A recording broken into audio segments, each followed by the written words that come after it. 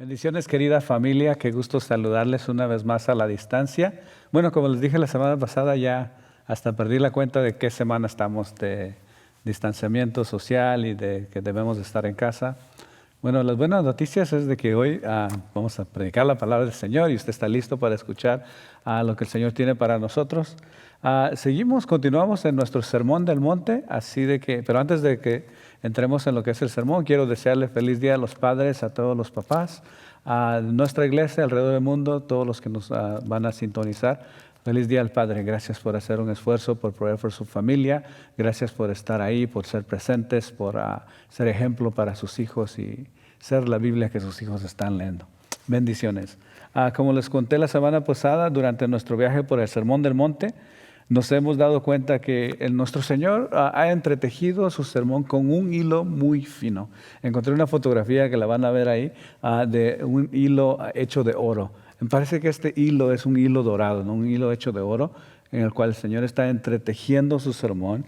Y ese hilo, como les dije la semana pasada, lo encontramos en Mateo capítulo 5, versículo 20, donde Jesús le dijo a sus discípulos, les dice: porque os digo que si vuestra justicia no fuere mayor que la de los escribas y fariseos, no entraréis en el reino de los cielos. Entonces, como vimos la semana pasada, parece que es por eso que el Señor nos llama a nosotros a ser misericordiosos, porque así podemos ser más justos que los sistemas religiosos establecidos. Nos llama a ser más misericordiosos, nos llama a tener hambre y sed de justicia, nos llama a nosotros a que seamos la sal de la tierra, nos llama a que seamos la luz del mundo y que hasta que suframos por el Evangelio si es necesario. Y también es por esa razón que Él nos llama a guardar el verdadero espíritu de los mandamientos, es decir, a no odiar, no engañar, guardar nuestras promesas, luchar por lo sagrado, a estar en constante comunicación con Él y hacer tesoros en el cielo y no en la tierra. En otras palabras, a depender de Él como nuestro Dios y saber que Él guarda de nuestras necesidades, como vimos la semana pasada. Ahora, ya hemos visto que el propósito del Sermón del Monte es proveer al creyente un manual de fe y de conducta. Esta semana veremos cómo Jesús continúa entretejiendo su sermón con otra exhortación más. Y la exhortación que Él hace esta semana, que vamos a estar viendo, es: no se conviertan en jueces de los demás. ¿Sí? Esta semana estuve, desde el domingo pasado sucedió algo, creo, en San Francisco, de una señora que iba caminando con su esposo por su ciudad, creo, por donde ella vive, y de repente ella se encontró con un hombre que enfrente de una casa estaba escribiendo las palabras Black Lives Matter y otras cosas ahí. Y ella se dio cuenta y ella comenzó a hablar con el hombre de una manera muy sutil, diciéndole: ¿sabes? Lo que estás haciendo es un crimen, no deberías de estar haciendo eso. Si tú tienes ese punto de vista, está bien que hagas protestas, está bien que tengan signs, pero no puedes difamar la casa de otras personas. Entonces el hombre dijo: bueno, pues si esta fuera mi casa, estaría bien que hiciera yo esto. Dice: sí, pero esta no es tu casa, tú no vives aquí. Y él le dijo: ¿y cómo sabes eso? Dice: es que yo conozco a los dueños de esta casa. Entonces yo voy a llamar a la policía. Entonces, bueno, ok, llama a los dueños o llama a la policía, porque pues yo aquí voy a estar esperándolos.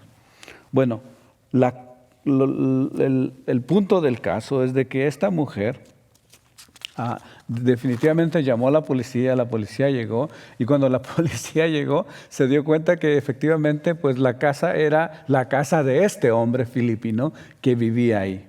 Entonces esta mujer no sabía ella que este hombre era el dueño, pero sin embargo ella estaba hablando cosas racistas de una manera muy sutil, y en su pensar quizás ellos ni se dieron cuenta que al juzgar a este hombre por su color como alguien que no podía vivir ahí, estaban expresando un tipo de racismo con guantes blancos, ¿no?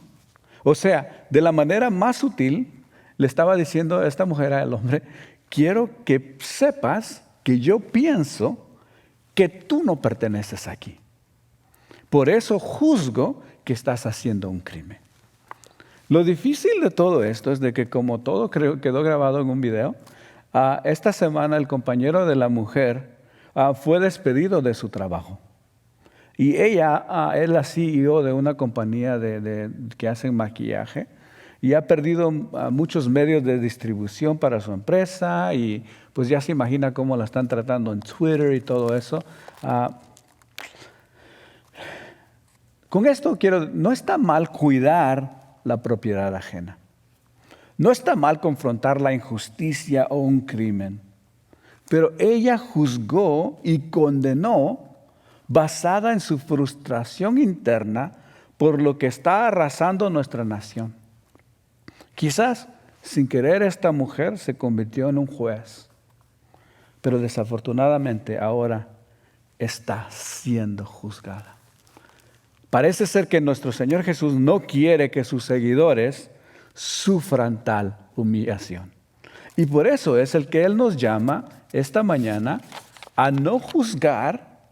No se conviertan en jueces de los demás. ¿Por qué? Porque el convertirnos en jueces de los demás va a traer repercusiones a nuestra vida que nosotros no desearíamos a nosotros. Ahora, es por eso que la homilía de hoy lleva por nombre Cuidado cuando juzgamos a los demás. Yo creo que esta exhortación nos viene a buen tiempo ahora. Y en cualquier tiempo que pueda llegar, nos viene a bien tiempo. Cuidado cuando juzgamos a los demás. Entonces, si pueden, por favor, ahí donde están en su casa, abren su Biblia. Estamos en Mateo capítulo 7 y vamos a leer del versículo 1 al 6. Yo lo voy a leer acá. Si lo tienen ahí, acompañen por favor, Mateo 7, versículo 1 al 6. Dice, no juzguéis para que no seáis juzgados.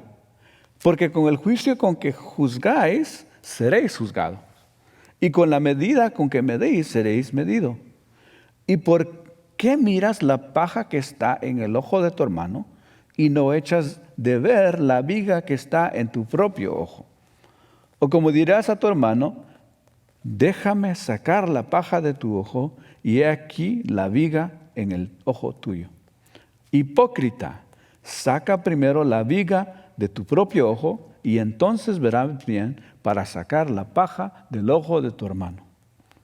Por último, no deis lo santo a los perros, ni echéis vuestras perlas delante de los cerdos, no sea que las pisoteen y se vuelvan y os despedacen. Bueno, oramos.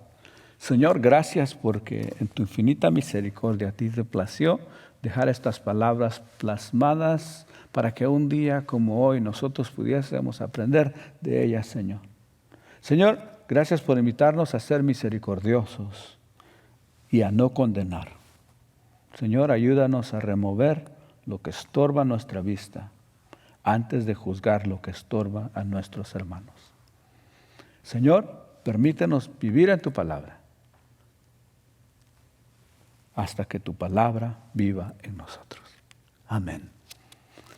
Bueno, ahí mantengan su Biblia abierta por si quieren escribir alguna nota.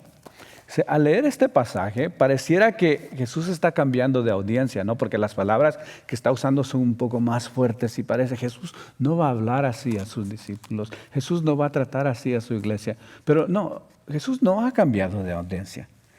Él está hablando al grupo de personas que en su mayoría han experimentado injusticias o son víctimas de los sistemas económicos, políticos y religiosos. Pero parece que Jesús, de cierta forma, está anticipando la nueva realidad de sus oyentes. ¿Por qué? Porque quizás su nueva realidad les pueda producir algún sentido falso de superioridad, de justicia propia o aún de fariseísmo.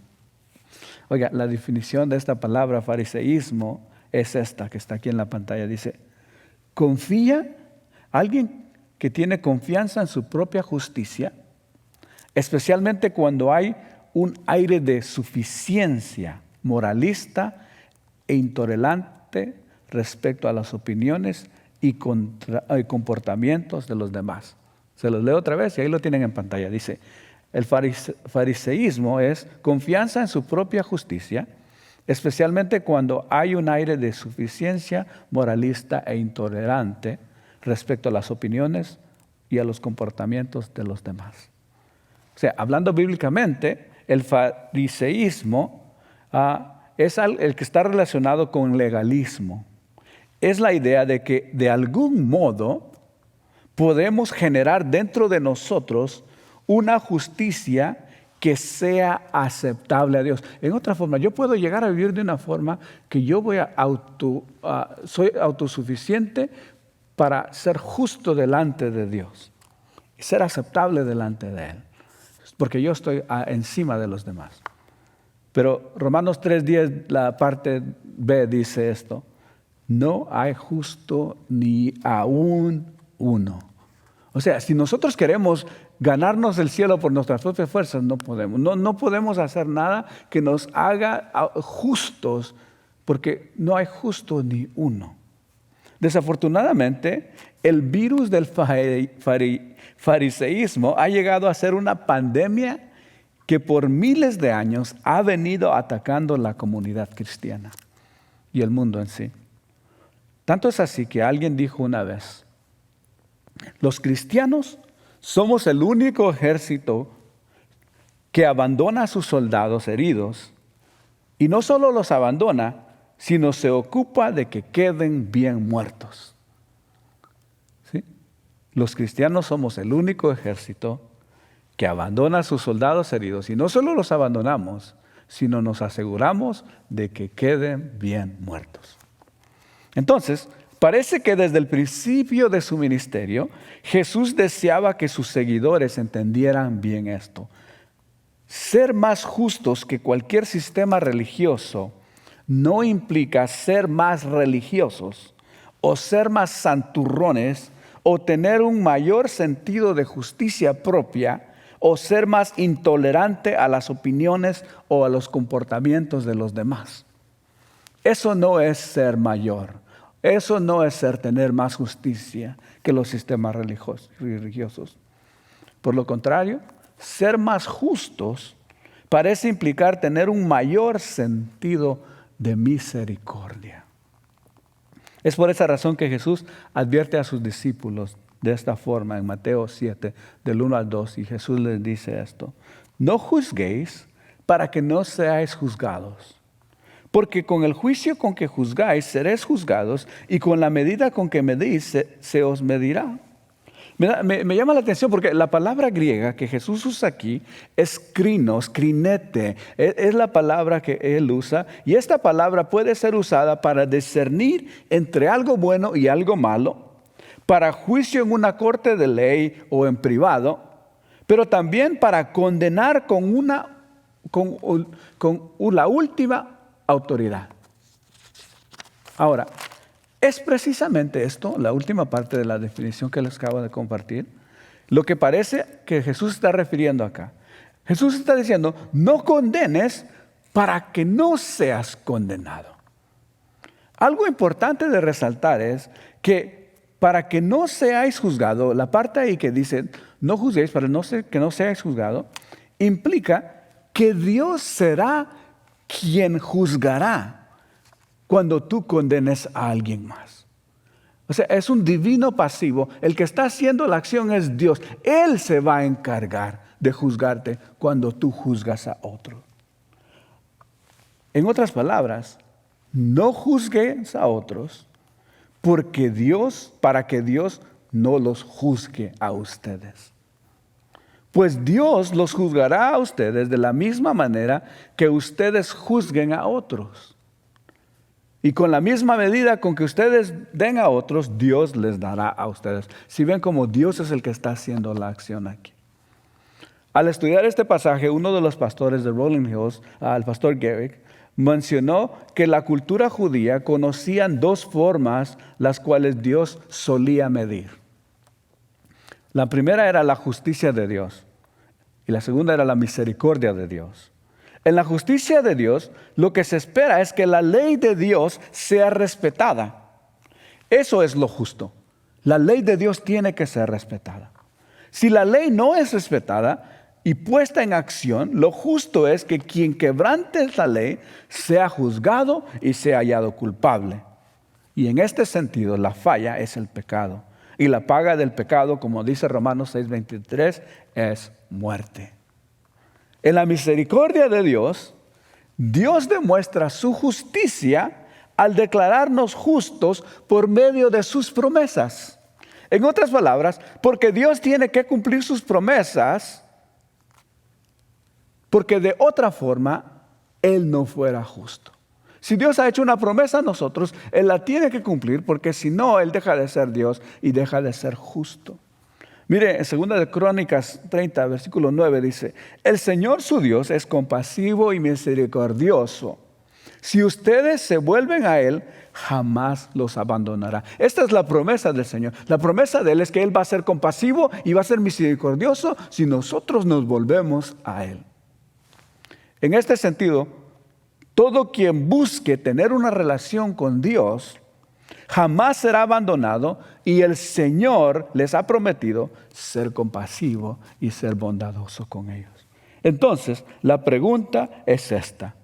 Lo que Jesús está tratando de decir es esta: ¿quieren ser receptores de la justicia divina de Dios o quieren ser receptores de la misericordia divina de Dios? Con la medida que ustedes midan, con esas lo van a medir. Entonces, ustedes escogen cómo quieren ser tratados: ¿por la justicia divina de Dios o por la misericordia divina de Dios? En este sentido, como ya les dije, todo quien busque tener una relación con Dios jamás será abandonado. En Cristo Jesús nosotros venimos a ser receptores de esta misericordia de Dios, no por nuestros propios méritos. El Tito capítulo 3, versículo 5 dice lo siguiente: Él nos salvó no por nuestras propias obras de justicia, sino por su misericordia. Diga conmigo ahí sentado: por su misericordia nos salvó mediante el levantamiento de la regeneración y de la renovación por el Espíritu Santo. Una vez más, nos salvó mediante el lavamiento de la regeneración y de la renovación por el Espíritu Santo. Él nos salvó, no por nuestras propias obras de justicia, sino por su misericordia. Mire, para entender esta verdad, Jesús usa una imagen un poco exagerada, pero que ilustra la verdad de cuando nosotros condenamos a los demás. Mira lo que dice Jesús. Dice: ¿por qué te pones a mirar la astilla que tiene tu hermano en el ojo y no te fijas en el tronco que tú tienes en el tuyo? En la versión internacional de Melvin Ardón es: ¿por qué andas de metido viendo el poquitito de mancha que ha de tener tu hermano? ¿Por qué andas de metido viendo el granito de aserrín que tiene tu hermano en el ojo cuando tú tienes un gran leño atravesado en el ojo? Bueno, esa es la versión Melvin Ardón. En otras palabras, mire lo que está diciendo Jesús: ¿por qué te fijas en lo malo que hacen otros y no te das cuenta de las muchas cosas malas que tú haces? Es como si te fijaras en el ojo del otro, hay una basurita, y no te dieras cuenta que en tu ojo hay una gran rama. Y quizás algunos dirán: pues es que yo no hago cosas malas. Es que yo soy santo y puro delante del Señor. Oro 3 veces al día, desayuno, almuerzo y cena. Soy perfecto para Dios. Y así que, aunque el llamado de todo creyente es a la pureza, a la santidad y a la perfección ante Dios, todos estamos en proceso. Y de este lado de la eternidad es difícil que alcancemos la realidad de la perfección. Estamos en el proceso de ser santificados. Es más, el simple hecho de considerar que ya lo hemos alcanzado, nos descalifica por falta de humildad. Es por eso que el apóstol Pablo declara esto. Dice, yo mismo no pretendo haberlo alcanzado. Lo que hago es seguir hacia la meta. El mismo apóstol, citando el libro de Eclesiastés, dice, no hay justo ni aún uno. Como diciendo, no hay nadie en la tierra tan perfecto que haga siempre el bien y que nunca peque. Creo que en Primera de Juan dice que si alguno dice que no peca, está mintiendo y está siendo mentiroso a Dios. Así es que Jesús está tratando de prevenir todo sentido de fariseísmo en sus seguidores, dándoles a entender que nadie debe de tomar el lugar de Dios para juzgar y condenar. Creo que hay veces una fotografía vale más que 1000 palabras, y ahí va a haber una fotografía ahí, pero mientras mira esa fotografía, parece que Jesús era un carpintero, ¿no? Y Jesús estaba pensando, cuando estaba dando esto, dice, bueno, cuando yo trabajaba en el taller de mi padre y estaba cerrando la madera, de repente se levantaba un polvito y a veces algo microscópico de ese polvito se metía en mi ojo. Y eso me estorbaba la vista, pero nada más moviendo podía limpiarme. Dice, pero si mi padre hubiera venido a juzgarme por ese microscópico que tenía mi ojo y me decía con un leño en el ojo, saca eso que tienes ahí, estás haciendo mal.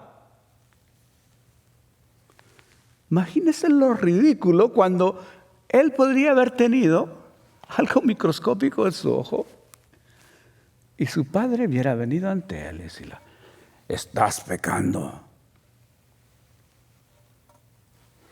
Parece exagerado, ¿no? Pero a veces es lo que nosotros hacemos. Mire lo que dice Jesús. Por si las dudas, Jesús deja muy claro lo que quiere decir. Dice esto, hipócrita, saca primero el gran leño que tienes en el ojo y así podrás ver bien para sacar la astilla que tiene tu hermano en el suyo. En otras palabras, sí hay lugar para que con cuidado y con amor ayudes a tu hermano a corregir sus faltas. Como cristianos también somos llamados a eso. Pero al menos de que tú saques el gran leño de fariseísmo o de pecado, como lo quieras poner, de altanerismo, que estorba tu vista, no eres más que un hipócrita. Y esa es una palabra difícil, ¿no? To be called a hypocrite, que te llamen hipócrita. Creo que esta es una de las palabras más fuertes que Jesús usa. Estas son algunas de las características de alguien que es hipócrita de acuerdo con las Escrituras. Alguien que exige respeto como maestros. Yo soy tu maestro, me tienes que respetar con orgullo. Quienes enseñan, pero no practican lo mismo que enseñan. Que exigen el servicio de otros, pero no se lo dan. Que buscan la alabanza de los hombres en lugar de la aprobación de Dios. Que buscan los mejores asientos en los banquetes para que puedan ser vistos por otros. Se glorían por la atención personal y por sus títulos. Roban a los hombres de verdad y de vida. Ellos mismos rechazan la verdad y la vida. Se aprovechan de los que están en necesidad y profesan ser la única guía de religión, pero son ciegos a la verdad y al cristianismo práctico. Exhiben una religión externa y justicia propia e ignoran la santidad interna en la vida y en la conducta. Por último, pretenden ser más justos que los demás. Qué difícil aceptar que Jesús llame a sus propios discípulos, a usted y a mí quizás, como hipócritas. Pero Él lo hace ahí.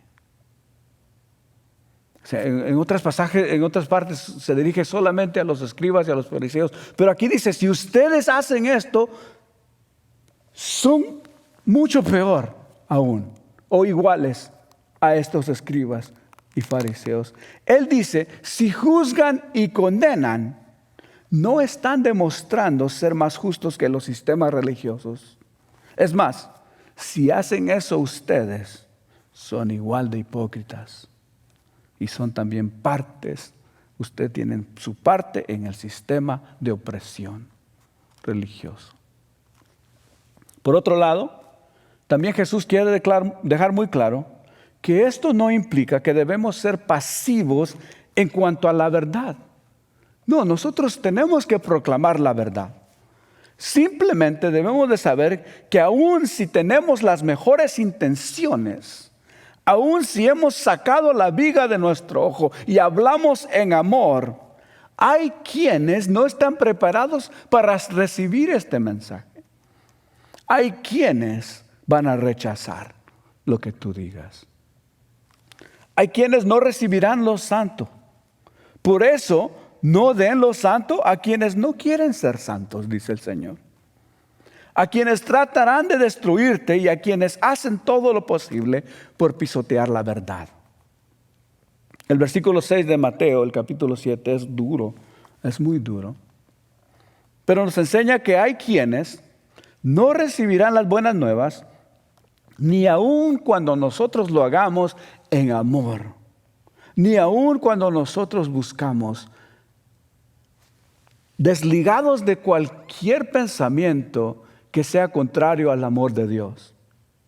Lo que tenemos que hacer entonces es tener cuidado de no condenar a nadie, sino más bien mostrar misericordia en todo momento. Al estudiar este pasaje me recordé que hubo una vez, ya hace muchos años, cuando yo actué de una manera muy despreciable. Lo digo otra vez para que escuchen. El pastor actuó de una manera muy despreciable contra un amigo que era muy querido. En nuestra juventud llegamos a ser mejores amigos, pero la vida sigue adelante y él se enlistó en el ejército, estuvo 2 veces en el oriente y su vida cambió, de muchas formas cambió. Y cuando regresó trabajamos juntos y pues yo lo invitaba a la iglesia y pues por alguna otra razón pues no podía y pues así lo dejamos. Hasta que un día pues él llegó y me preguntó, oye, ¿y por qué ya no me invitas a la iglesia?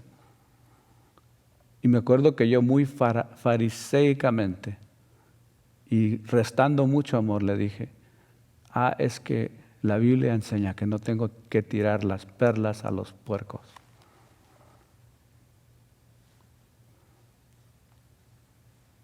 Y tú ya conoces de Dios, yo ya no voy a estar perdiendo mi tiempo con vos. Yo lo lastimé mucho.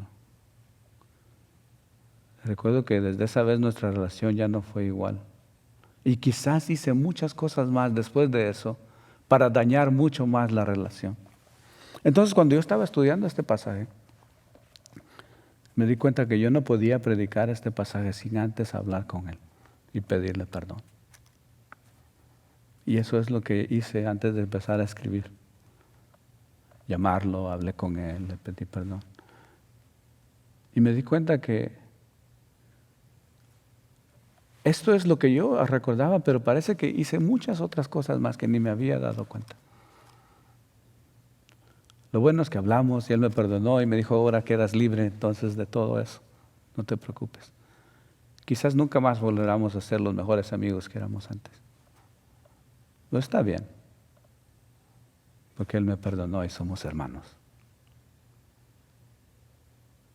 Pero ese es lo que nosotros podemos acarrear a nuestras vidas cuando nosotros juzgamos a los demás y nos sacamos el gran leño que tenemos en el ojo.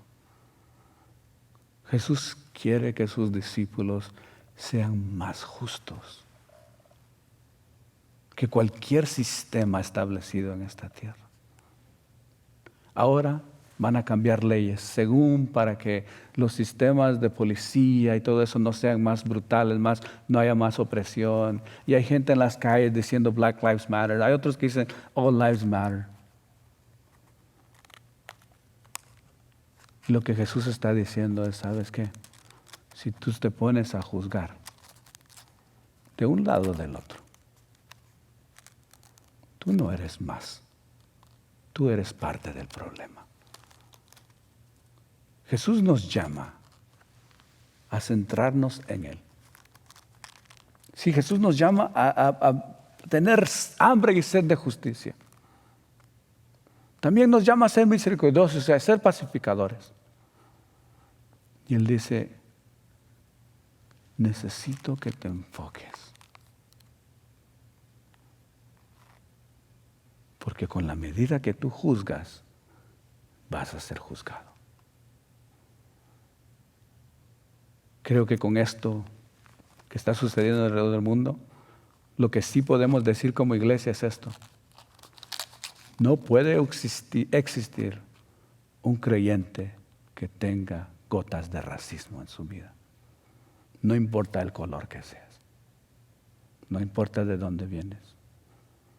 Si declaras o crees amar a Cristo, tienes que amar a todas las personas y no ser racista. Jesús nos llama. Al juzgarlo, yo, volviendo con mi amigo, y condenarlo, yo demostré mi falta de amor. Cuando nosotros juzgamos a un tipo de personas y a otro tipo de personas y hacemos generalizaciones, nosotros demostramos nuestra falta de amor. El libro de Gálatas, capítulo 6, del 1 al 5, dice de esta forma. Se los voy a leer. Dice, hermanos, si alguno fuere sorprendido en alguna falta, vosotros que sois espirituales, restaurarle con espíritu de mansedumbre, considerándote a ti mismo, no sea que tú también seas tentado. Sobrellevar los unos a las cargas de los otros y cumplir así la ley de Cristo. Porque el que se cree ser algo, no siendo nada, a sí mismo se engaña. Así que cada uno someta a prueba su propia obra, entonces tendrá motivo de gloriarse solo respecto de sí mismo y no en otro, porque cada uno llevará su propia carga.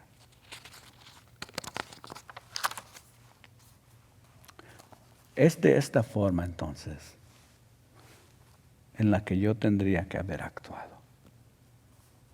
Con amor, con mansedumbre, considerándome a mí mismo, viendo mis propias faltas, cómo yo no estaba siendo un buen hermano.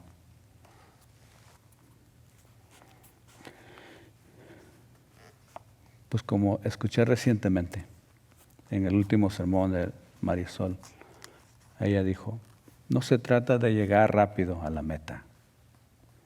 Se trata de que todos lleguemos juntos a la unidad de fe y del conocimiento pleno del Hijo de Dios. Aquí no se trata de llegar más rápido, de ser el mejor, sino de que todos seamos más justos, que todos lleguemos juntos. Oremos. Señor, gracias porque tu infinita misericordia, tú tenías preparada esta palabra para hoy, para nosotros, Señor. Señor, gracias porque tú nos llamas a no juzgar a los demás. Y parece que en estos tiempos es todo lo que hacemos, Señor. Ayúdanos a vivir en tu palabra, Señor, hasta que tu palabra viva en nosotros. Señor, que nosotros podamos comprender que es amor y misericordia con la que nosotros debemos actuar. Y que si sí van a haber